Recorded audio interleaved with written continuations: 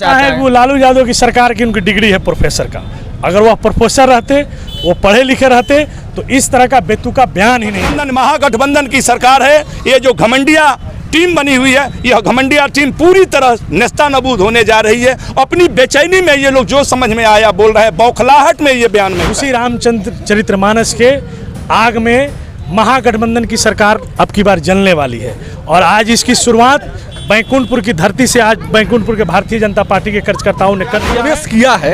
ये तो वो ही बता सकते हैं, लेकिन हम लोग किसी कीमत पर भी सनातन धर्म का अपमान नहीं सहेंगे। हिंदी दिवस के मौके पर किसी मंच से भाषण देते हुए बिहार सरकार के शिक्षा मंत्री सर चंद्रशेखर ने यह कहा था कि रामायण जो है, रामायण में पोटेशियम साइनाइड जैसी बातें लिखी हुई है। और प्रोफेसर चंद्रशेखर की बात करें तो कोई रामायण पर और रामचरितमानस पर बयान देने वाले ये पहले नेता नहीं है और पहली बार नहीं है।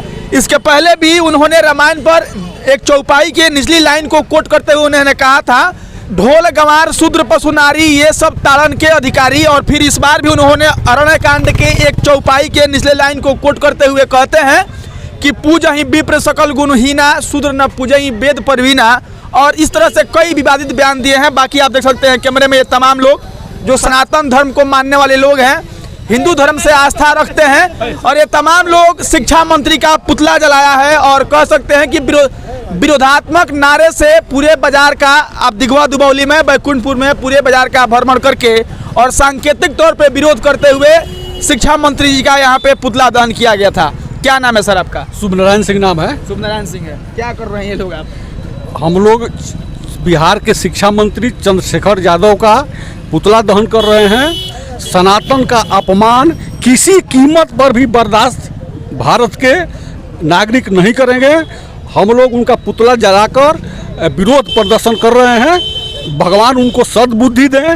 वो भी सनातनी हैं, वो भी सनातनी है, लेकिन उनके दिमाग में क्या प्रवेश किया है ये तो वो ही बता सकते हैं। लेकिन हम लोग किसी कीमत पर भी सनातन धर्म का अपमान नहीं सहेंगे। बाकी आप देख सकते हैं तमाम लोग हैं, सबसे हम एक करके बात करेंगे। मेरा आपसे यह सवाल रहेगा सर कि ये चंद्रशेखर कोई पहली बार रामायण पे बयान नहीं दिए हैं, इसके पहले भी वो कई बार बोल चुके हैं। क्या मतलब व्यवस्था रहती है? आखिर हिंदू आस्था क्या कमज़ोर है कि इस तरह से तमाम लोग आते हैं और रामचरितमानस पे विवादित बयान देते रहते हैं? देखिए, बिहार के शिक्षा मंत्री चंद्रशेखर जी ने जो बयान दिया है उसकी जितना निंदा किया जाए उतना कम है। आज बैकुंठपुर भाजपा के द्वारा उनका पुतला दहन किया गया और मैं इस बैकुंठपुर के ऐतिहासिक धरती से यह बता देना चाहता हूं कि चंद्रशेखर जी, जो आप वोट की राजनीति के लिए महागठबंधन की सरकार के इशारे पे जो आप बयान दे रहे हैं, उसी रामचरितमानस के आग में महागठबंधन की सरकार अब की बार जलने वाली है। और आज इसकी शुरुआत बैकुंठपुर की धरती से आज बैकुंठपुर के भारतीय जनता पार्टी के कार्यकर्ताओं ने कर दिया है।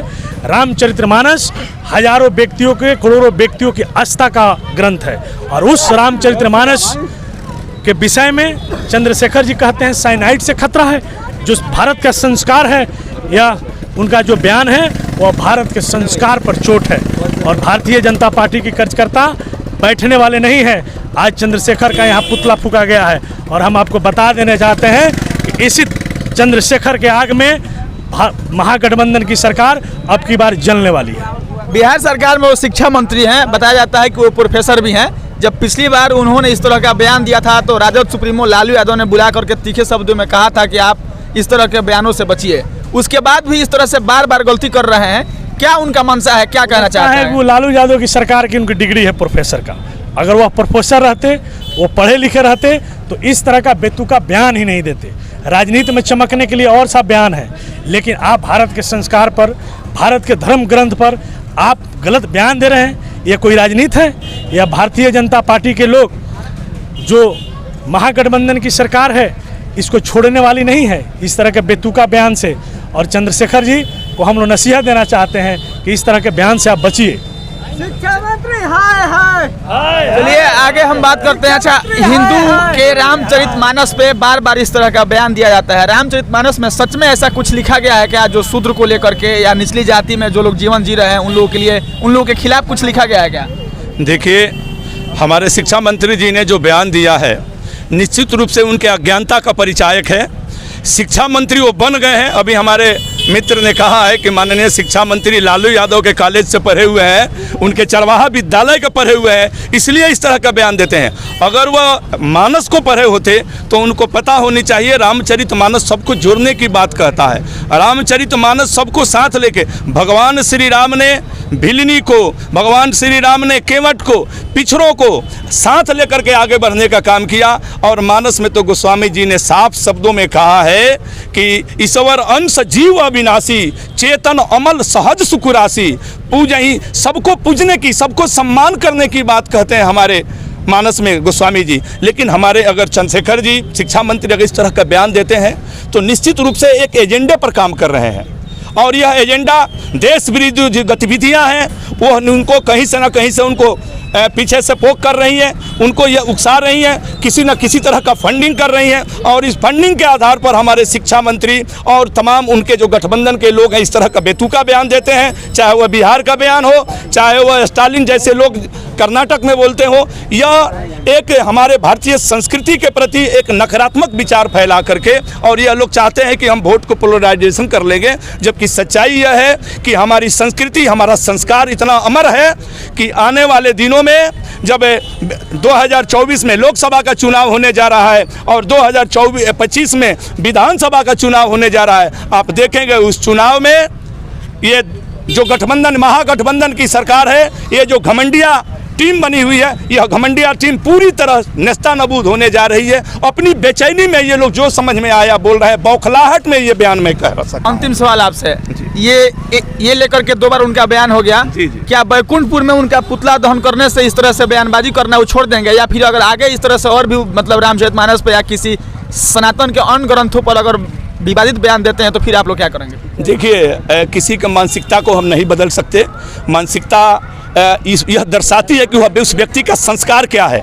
और मैं माननीय शिक्षा मंत्री के संस्कार के ऊपर मैं क्या कहूँ, अब उनका संस्कार, उनकी भाषा उनकी संस्कार को परिलक्षित करती है कि उनके संस्कार क्या है। और रही बात कि अभी बैकुंठपुर ने यह आगाज़ किया है, कल उनका बयान आया हुआ है, हम लोगों ने आज से यह आगाज़ किया है, और यह आवाज़, बैकुंठपुर की आवाज़ पूरे बिहार में गूंजेगी। और शिक्षा मंत्री को इस्तीफा देना पड़ेगा या मुंह छुपा करके कहीं बैठना पड़ेगा। हम लोग मांग करते हैं आपके चैनल के माध्यम से, मुझे खुशी है कि आपके चैनल के माध्यम से हमारी बात पहुँच रही है, मैं आपको भी थैंक्स करना चाहता हूँ और आपके चैनल के माध्यम से कहना चाहता हूँ कि बिहार सरकार, नीतीश जी इस बात को संज्ञान में लें और इस तरह के बेतुका बयान देने वाले, धर्म विरोधी, समाज विरोधी बयान देने वाले ऐसे नेताओं के खिलाफ तुरंत कार्रवाई करते हुए उनका इस्तीफा दिलवाएं। अगर इस्तीफा नहीं देते हैं तो पूरे बिहार में हम भारतीय जनता पार्टी के लोग, हिंदू और सनातन समाज के लोग, हम लोग आंदोलन करके शिक्षा मंत्री के खिलाफ जागरण फैलाएंगे। हम लोग इस खबर को यहीं पे समाप्त करेंगे। चलिए, आप बैकुंठपुर के बाजार से यह खबर देख रहे थे जहाँ शिक्षा मंत्री के रामचरितमानस के बयान को लेकर के तमाम भाजपा कार्यकर्ता थे जो प्रतीकात्मक तौर से उनका पुतला जला करके और विरोध जाहिर किया है। बाकी इस खबर को और इस वीडियो को देख करके आप क्या सोचते हैं, आप अपनी प्रतिक्रिया जरूर दीजिएगा। बाकी फिर मिलेंगे हम नए वीडियो में, तब तक के लिए धन्यवाद।